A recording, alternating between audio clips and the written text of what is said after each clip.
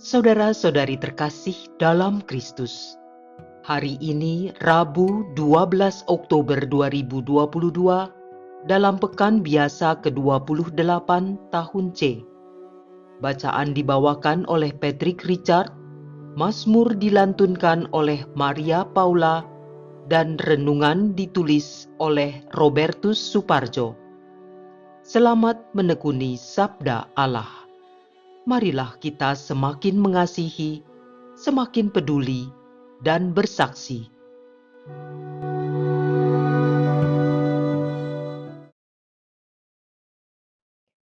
Dalam nama Bapa dan Putera dan Roh Kudus. Amin. Allah Bapa yang Maha Kasih, kasih-Mu tak henti-hentinya Kau curahkan dalam hidup kami. Setelah beristirahat semalaman, Kau beri kami kembali menikmati nafas kehidupan dan memberi kesempatan kepada kami untuk semakin mampu mewujudkan diri sebagai anak-anak-Mu. Kami bersyukur atas semuanya itu. Semoga pada hari ini, dengan berbekal firman yang akan kami dengarkan dan renungkan, kami sungguh mampu menjadi pribadi yang konsisten, memiliki integritas, jujur, terbuka, sehingga kami mampu mewujudkan pengabdian hidup kami bagi kebahagiaan sesama, meningkatkan keluhuran martabat manusia, dan kesejahteraan semesta. Demi Kristus Tuhan dan pengantara kami, sepanjang segala masa. Amin. Bacaan dari surat Rasul Paulus kepada jemaat di Galatia, bab 5, ayat 18 sampai dengan 25. Saudara-saudara, kalau kalian membiarkan diri dibimbing oleh Roh, kalian tidak hidup di bawah hukum Taurat. Perbuatan daging telah nyata, yaitu percabulan, kecemaran, hawa nafsu, penyembahan berhala, sihir, percekcokan, iri hati, amarah, kepentingan diri sendiri, percideraan, roh pemecah dan kedengkian, kemabukan, pesta pora, dan sebagainya. Mengenai semuanya itu, kalian kuperingatkan, seperti yang telah kulakukan dahulu, bahwa barang siapa melakukan hal-hal yang demikian, ia tidak akan mendapat bagian dalam kerajaan Allah. Sebaliknya, hasil Roh ialah kasih, sukacita, damai sejahtera, kesabaran, kemurahan, kebaikan, kesetiaan, sikap lemah lembut, dan penguasaan diri. Tidak ada hukum yang menentang hal-hal itu. Barang siapa menjadi milik Kristus, ia telah menyalibkan daging dengan segala hawa nafsu dan keinginannya. Jika kita hidup oleh Roh, baiklah hidup kita juga dipimpin oleh Roh. Demikianlah sabda Tuhan.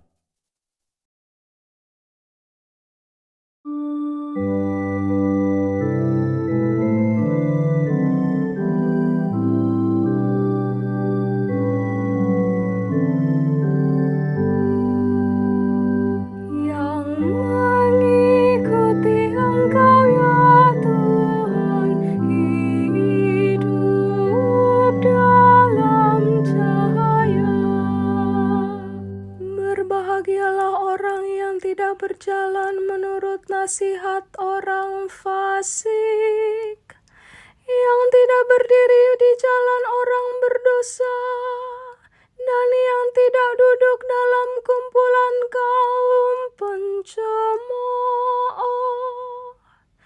Tetapi yang kesukaannya ialah hukum Tuhan, dan siang malam merenungkannya. Yang mengikuti Engkau ya Tuhan, hidup dalam cahaya. Ia seperti pohon yang ditanam di tepi aliran air, yang menghasilkan buah pada musimnya, dan daunnya tak pernah layu. Apa saja yang diperbuatnya berhasil. Yang mengikuti Engkau ya Tuhan, hidup dalam cahaya. Bukan demikianlah orang-orang fasik. Mereka seperti sekam yang ditiup angin. Sebab Tuhan mengenal jalan orang benar, tetapi jalan orang fasik menuju kebinasaan. Yang mengikuti Engkau ya Tuhan, hidup dalam cahaya.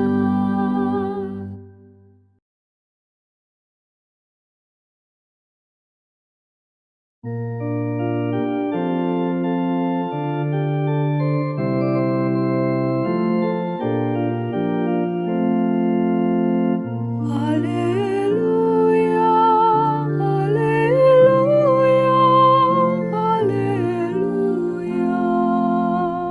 Domba-dombaku mendengar suaraku, sabda Tuhan. Aku mengenal mereka dan mereka mengenal aku. Haleluya, haleluya, haleluya.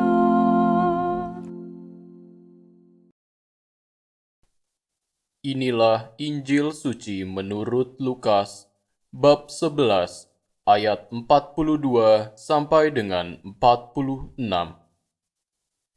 Sekali peristiwa, Yesus bersabda, "Celakalah kalian, hai orang-orang Farisi, sebab kalian membayar persepuluhan dari selasih, inggu, dan segala jenis sayuran, tetapi kalian mengabaikan keadilan dan kasih Allah.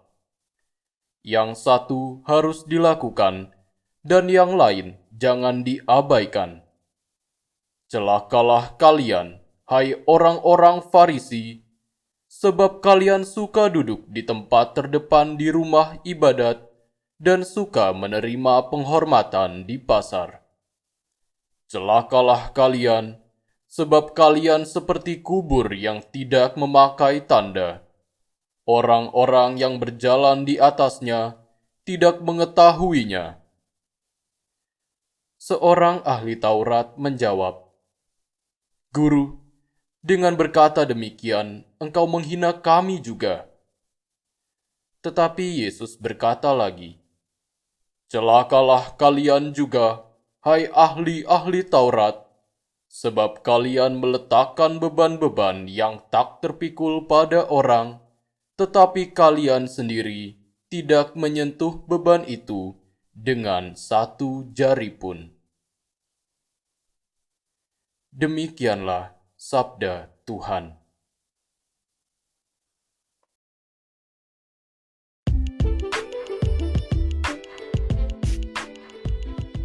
Jadilah pembawa damai sebagai anak-anak Allah. Renungan dibawakan oleh Sirila Cahyoyanti.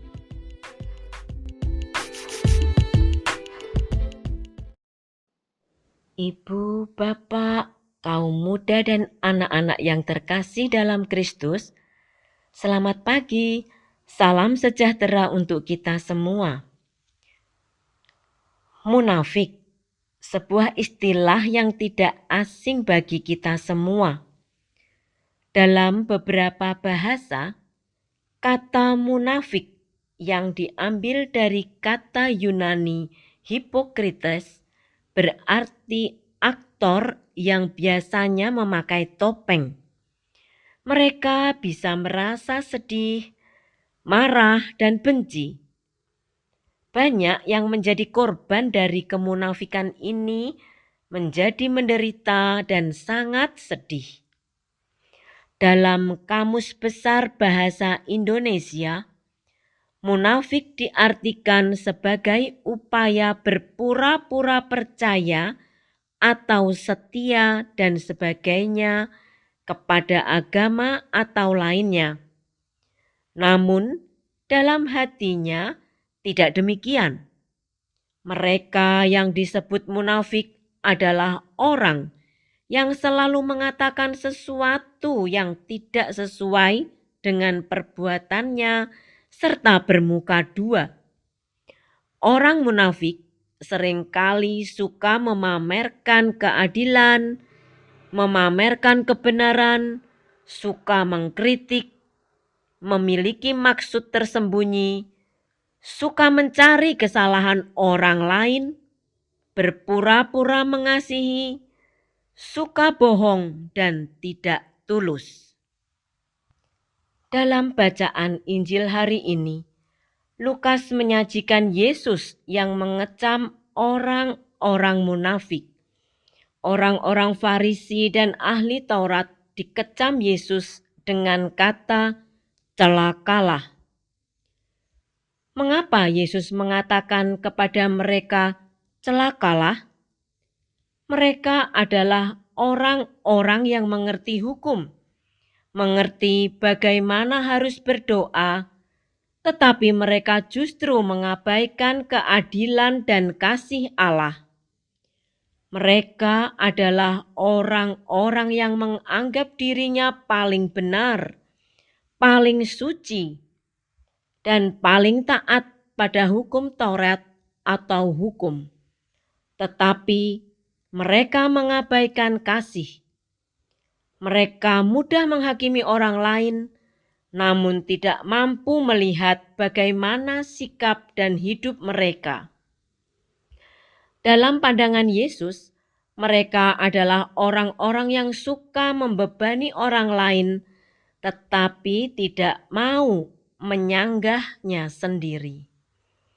Dalam bacaan pertama, Paulus pun menegaskan bahwa hanya hidup yang mengikuti Roh yang bisa membawa kita kepada Kristus. Dengan hidup dipimpin oleh Roh, kita tidak terikat oleh Taurat. Kita tidak terbelenggu oleh kedagingan, melainkan justru telah menyalibkan daging dengan segala hawa nafsu dan keinginan kita. Ibu, bapak, kaum muda, dan anak-anak yang terkasih dalam Kristus, kita dipanggil menjadi pengikut Kristus untuk hidup sebagaimana dikehendaki oleh Kristus. Kita hidup dalam Roh, artinya hidup kita harus selalu diliputi dengan buah-buah Roh, yakni kasih, sukacita, damai, lemah lembut, mampu mengendalikan diri, tidak mudah marah, sabar, dan sebagainya. Sebagai murid-murid Kristus, kita harus mampu menampilkan diri sebagai anak-anak Allah dalam seluruh hidup, sikap, dan perilaku kita. Hidup harus semakin bermakna, bukan hanya bagi diri sendiri, melainkan bagi sesama dan alam semesta. Semoga firman Tuhan yang kita dengarkan dan renungkan hari ini membawa kita menjadi pewarta-pewarta kasih, pejuang kemerdekaan, dan membawa sukacita bagi dunia.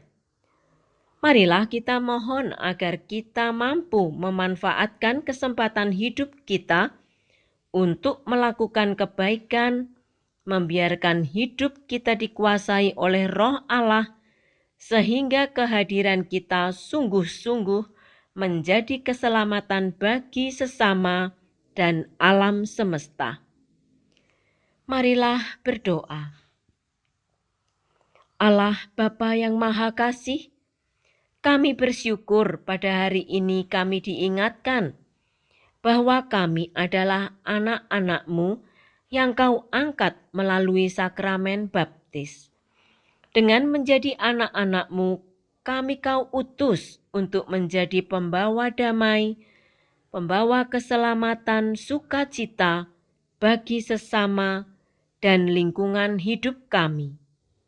Maka kami mohon, tanamkanlah di dalam hati kami semangat cinta dan kasih untuk mampu menjadi berkat bagi sesama dan lingkungan kami. Demi Kristus Tuhan dan pengantara kami sepanjang segala masa. Dalam nama Bapa dan Putera dan Roh Kudus. Amin.